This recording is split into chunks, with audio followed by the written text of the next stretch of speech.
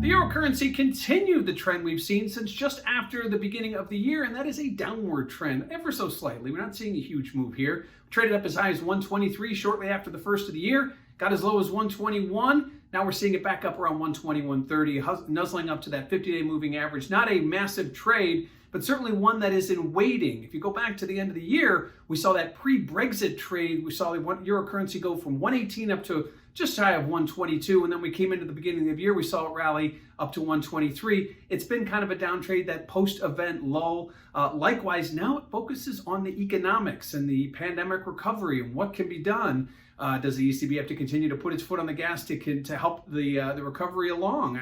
Most are looking now at the U.S. as being the savior. If their fiscal stimulus gets through, it propels the rest of the world. So not just the ECB, but other global central banks as well. That may be one of the reasons why we're just seeing a slow trajectory lower.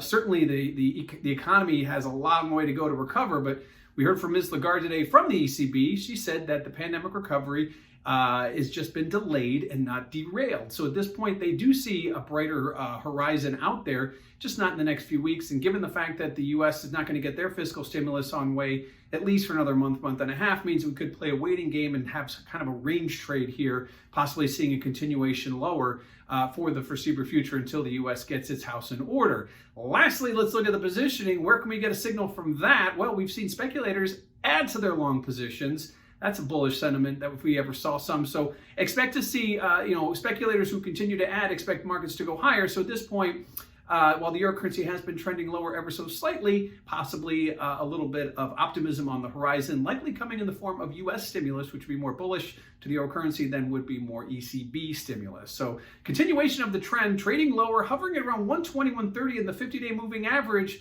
with brighter days ahead.